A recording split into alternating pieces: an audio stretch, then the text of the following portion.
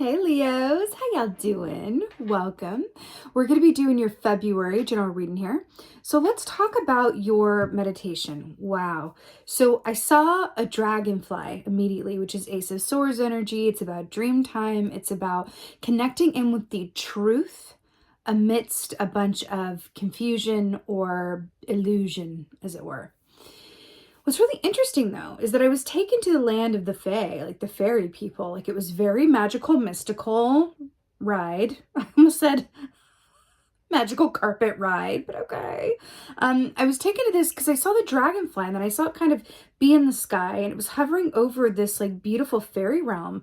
Honey, I saw, she's an elf, but I saw Galadriel from Lord of the Rings. Honey gave me a little wink in the meditation. And then I felt like I was in, fairy portals or known to exist out of time and space. They're very, ethereal, very magical when it comes up in fairy lore.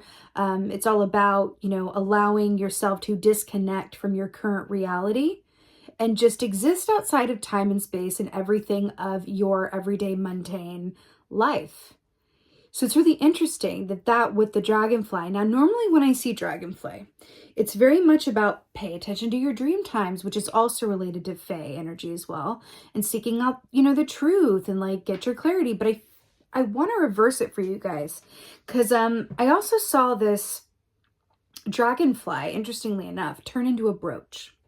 And I saw it kind of be on this very wealthy woman's lapel. Like she had a big coat on and she was shopping on Fifth Avenue, New York City, like this very affluent woman. And I saw that her kind of touch the brooch, and whenever she did, kind of taken back to a place of innocence, when things were a lot less complicated and more simple. And I feel like there's a dual meaning in this. I feel like there's a group of you guys who have a lot's going well. A lot's going well. There's some real abundance going on for you. There's a lot happening. The train is going down the tracks. But there also feels like this call or this reminder to allow yourself to play, allow yourself to exist outside of your, day-to-day abundance or activities or concerns, and allow yourself to just be in a place of wild abandon and freedom. It feels like there's an energy of extremes here. And it feels like you're being called to kind of like embrace the child that you were, or just let yourself play, get a bit silly, and exist outside of the realm of like, responsibility and timetables and expectations and all of this good stuff is what I'm feeling for you guys. So let's go ahead and get your animal energy. Animal energy for the Leos for February.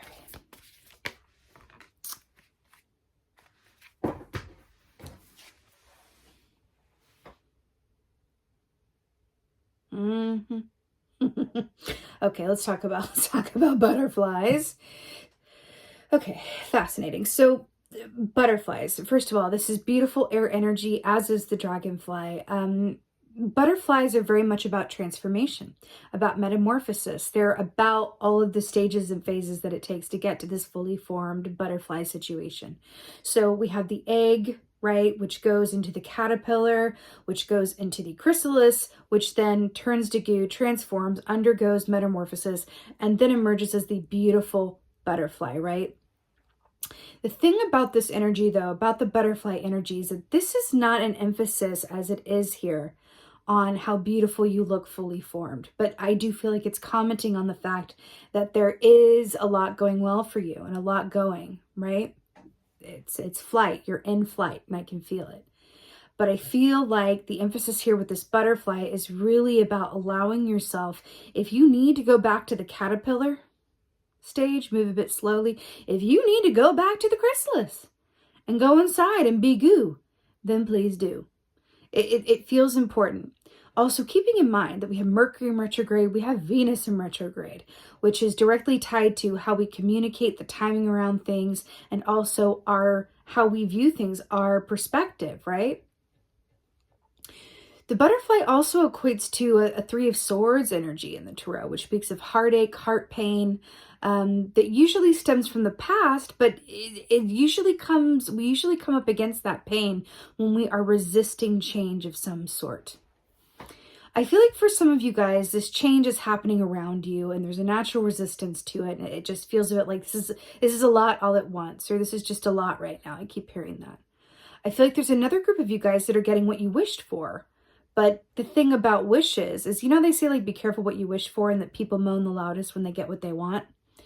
The other aspect of wish fulfillment is that it does require change of you. You don't get to stay the same and get what you want. That ain't it. Right? You're wishing for something that is not yet manifested. And so, yes, when it comes, it's going to require more of this, less of this, right? Suddenly you have less time for that. And it's going to require more of you over here. And it's all this balance game, right? But I'm really hearing that it's this, I said at the very beginning that I wanted to reverse that dragonfly energy for you, yeah? And it's interesting that we have this butterfly here, which talks about stages and phases of being. And I want to kind of go, again, if you need to be the caterpillar, if you need to be in a different place than this fully formed butterfly at any given time during this month, then do it. You've earned it. If you need it, feel that out and do it, right? I do feel like part of this energy for you guys for this month is needing some time to collect yourself, on your own to collect yourself. Fae energy is very much about connecting with nature as well. And so I would definitely recommend you do that. Now, we got the Hanged Man here, okay? Major arcana coming in here. So the Hanged Man is about taking time out, taking a pause in order to flip your perspective. So we were talking about doing things in the reverse, about going in reverse, backing up to the caterpillar or the chrysalis. And then we have the Hanged Man, which is literally in the reverse. The key isn't in reverse, but the Hanged Man is upside down. Enlightenment, knowledge. We assume the hangman position in order to see ourselves or our situation more clearly. But also, when you think about it, if you were to do a handstand, your heart goes above your head, right? So it's a certain enlightenment that happens from that, and a certain medicinal benefit that comes from that, right? So heart overhead, and then we have the Three of Swords here. We're talking about the reverse. Want to back it up. So I'm hearing heart overhead. Listen to your heart. Listen to your feelings more than your head this month, and ask it what it is asked. Well, pay attention to what it's asking of you, right? Do you need to just be a kid again for just a bit and let go of some of these responsibilities or more mundane aspects? I feel like your health, I want to talk about, your health in terms of how your emotional experience does affect your physical body. We would just want to look at tapping into energy and doing things that honor our needs at any given point. Okay? You can slow down. You can back it up. Then you can go forward again. You can speed up again, right?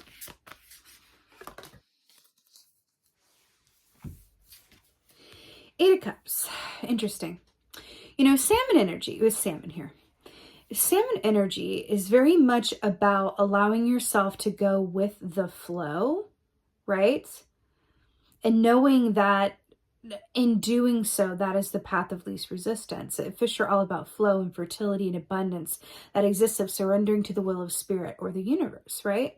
What's interesting here as well, traditionally with the Eight of Cups, is this is moving into, I want to speak about the Seven of Cups, which precedes it. So the Seven of Cups is about, it's analysis paralysis in a way that affects your, decision-making abilities. It's feeling overwhelmed. It's having a lot of options, less choices. And it's just like, whoa, there's a lot going on. It's kind of like a virtual reality game where you're like, whoa, which way do I go? Which door is mine? Which way is in? What's the code? What's the key? What do I press here? When do I move? Right? And I feel like this with the Eight of Cups is directly commenting on you allowing yourself to move into waters that are emotionally fulfilling for you, but also not partaking in emotional relationships or behavior that does not give as much as it gets. So those relationships in your life that don't give you as much as you give them, pulling back the reins on that, maybe spending less time in those relationships or less time in those activities, right? I'm hearing it's a balancing act for your emotional well-being that will also affect your mental, physical, and spiritual well-being as well. But I feel like that's the name of the game here is your well-being, and really bringing that to the forefront of your focus. Back to the phases, and we're talking about butterflies and the hangman, and the full moon there as well. What else? Justice. Let's talk. You know, justice is very much about things being balanced and equal and fair, right? But there's also an aspect to justice where in the traditional tarot, you know, Lady Justice is holding up that sword and says, in order for these scales to be balanced, she's holding the scales in either hand. In order for these scales to be balanced, we must first pass through the sword of truth, clarity, honesty, vision, right? So it's interesting here with this red crowned crane, right? Because there's an aspect to crane medicine that's very much about good luck, right? Balance, timing. It also equates a bit to temperance in a way. I feel like for you guys, the message with this is do what's right for you. Do what is right for you. It's so interesting because I kept getting in your meditation like that the Ace of Swords. Remember, I saw that with the dragonfly. And normally I would say like get outside of the illusion, embrace the clarity and the truth, and really sit with that in stillness, allow for the answers to come. But I want to do the reverse. For you guys, I want to say, like, put the sword down, live in the ethereal, live in the play, live in the fun, live in the unknown, live in the questions, live in that place that requires less of your effort in a way that doesn't serve you, and only requires that of you which you are able and happy and willing to give. I'm hearing, do not push yourself at this time. It doesn't feel healthy, right, or happy. Okay?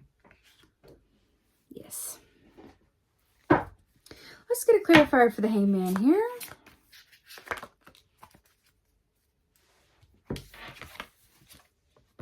Page of Swords, but of course. So remember we were talking about assuming the hangman position to flip your perspective and see something differently and get new truths and insights. And then we have the Page of Swords, which is information. But I'm hearing with this, ask the questions. Ask the questions. So with that, what I mean is, let's say that I'm feeling overwhelmed and really tired, but I have a lot of work to do and I have people depending on me and all this stuff. At any given point, I can either choose to just keep being the hamster on the wheel and just going with what's expected of me, all the while not feeling emotionally great.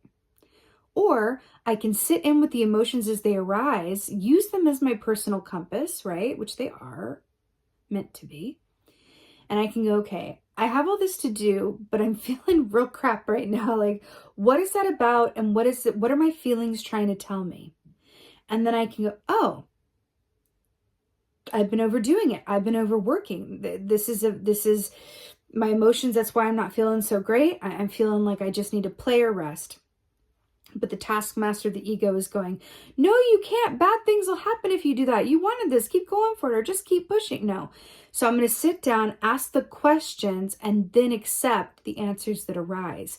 But in order to ask the questions, we have to be still long enough in order to both ask them well and then be receptive and available to the answers that arise around them. Now, you can do this in a lot of different ways. You can automatic write, you can journal, you can meditate, you can do a guided meditation. You can even talk to a loved one about this and just say, hey, have you noticed that I've been feeling really irritable lately? Have you noticed? Yeah, so I'd like to get to the bottom of what that's about. Can we talk about that? And then just talk it through. Right? But there is information that's available to you that requires you to pause long enough in order to access it. Be aware of it, access it, and then receive the answers. Okay? You know, I'm hearing dream time as well. You can also set the intention before you go to sleep. Back to that Fae energy, because they're directly associated with nighttime as well. You can set that intention to before you go to sleep to ask for clarity around what can I do to manifest, you know, happiness or emotional balance or what changes or adjustments could I make so that I feel ABC or whatever have you, that I can be productive and joyous at the same time or whatever that is for you. Okay. Clarifier for 8 of Cups. There's a lot going on though. Definitely. Knight of Cups to clarify the 8 of Cups. So fascinating. So, you know, the Knight of Cups is allowing yourself to be moved and informed by your emotions. You know, it's also about doing work that you love to do as well, and really partaking in those relationships that serve you and make you happy and feel joy and allow you to click into the present moment. This is exactly what we were saying with the Eight of Cups. Really connecting in with the activities, people, places, things that serve you emotionally and are reciprocal in nature. More time with the activities and people that allow you to click into that present moment and feel happiness, feel emotional freedom. Anything that restricts your emotional freedom or feels restrictive at all, just take some time out outside of that to access the truth around what changes could be made so that you're living a more balanced existence, okay? That's what I'm feeling with this. Your key, your way in is your emotions. They are there to inform you. They're there to inform you. You ever heard someone say, like, I don't know why I'm feeling like this. Everything's going so well, but I don't know why I'm feeling like this. Why am I feeling like this? And there's this energy like, why am I feeling like this? I should be feeling like this. Well, what if we kind of, and that's very human, right? But what if we changed it to go, let me be curious and not judgmental around how I'm feeling and see what comes out. I'm feeling this. Why could that be? Let's investigate. From a place of curiosity, not get it together and feel better. Like, it's not gonna, that helps like nobody ever, right? So something to consider as well. Like a child might, curious as opposed to judgmental. All right, Justice. Oh, Lord. Nine of Swords, sleeplessness, nightmares, dream time. Right, with the Justice. Remember how we talked about, she looks like she's really having an interesting time, right? We talked about everything being fair and equal as it should be, but we also talked about doing what works for you and setting an intention before you go to sleep to, have some clarity around something that eludes you or for more information. I feel like that's coming up here with the Nine of Swords, but I feel like your dreams as well, as we were talking about at the beginning with the dragonfly, are there to inform you as well. And if you can remember the details of your dream, brilliant. But if you can't, dream work says that you can remember how you were feeling when you first woke up. And then allow that to sit with those feelings before you go on about your day and say, man, I'm feeling this. And then see what arises from that moment. Because your dreams, absolutely, when Nine of Swords comes up, are there to inform you during this time. And I feel like they're going to have some helpful notes on what changes or additions could be made in order to achieve balance. But also about how to do what works for you in a way that is non-judgmental and through the lens of self-love and acceptance. Okay? Let's do an oracle. Let's do an oracle from a Leo's. Let's see. What's going on for Leos? Give me an oracle. Oh!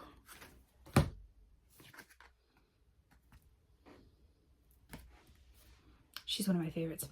The Lady of the Gift. So this says generosity, receiving, withholding. Generosity, receiving, withholding. This is about our relationship to giving. And I feel like this has to, remember we were saying anything that's not reciprocal, less time on those things? More time on the emotional relationships and the pastimes and the work that actually gives back what you put into it, emotionally speaking or otherwise, is exactly commenting on this. But I feel like, this is also a message for those of you who have we all have gifts, but those of you who work with your gifts or have work that involves your gifts, right? I feel like there's a good group of you guys that are here to serve others or make others smile or make someone else's piece of the world a little bit sunnier that day, or you're here to make your little piece of the world better than how you found it.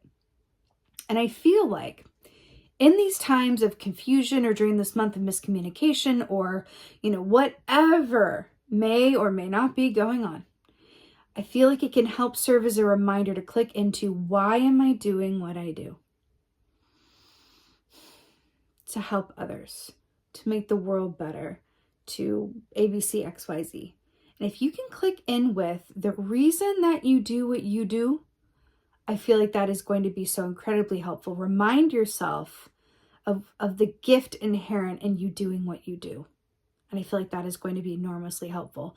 It's also going to allow you to embrace the relationships and pastimes that are more reciprocal in nature from a place of self-love and clarity. Okay? All right, Leos. This is your February general reading. I so hope that this helped and resonated. If so, please do let me know in the comments below. Please, I love reading your comments. Also, if you could do me a favor and like, share, and subscribe this video, I would be so grateful. If you are able to do that, like, share, and subscribe, that helps me be able to come back and give you more of this luscious content. So I would so appreciate if you could do that. Also, I announced this last round, but just a reminder, I have a new Facebook group that I am really obsessed with and excited about. It's a private Facebook group for anyone who loves metaphysical things, who's spiritually minded, intuitive, curious, any and all of the above. It's a safe, inclusive, uplifting space for like-minded people to get together and discuss everything from what's the energy going on at the moment, to how do you read a chart, to what do you think about Aquarians and Pisces, or whatever, and anything and all the things. So it's been a really great place for me to connect with you guys personally as well, through sharing our stories and just talking and being there and getting to know each other. So I would love to see you over there. The link is in the description box below. And yeah, please come and join me. I'd be so excited to have you. And with that being said, this is your February general reading. I'm sending you so many blessings for a beautiful month ahead. And just thank you as always. And most of all, thank you for being here. And thank you for being you. And be well. Until next time.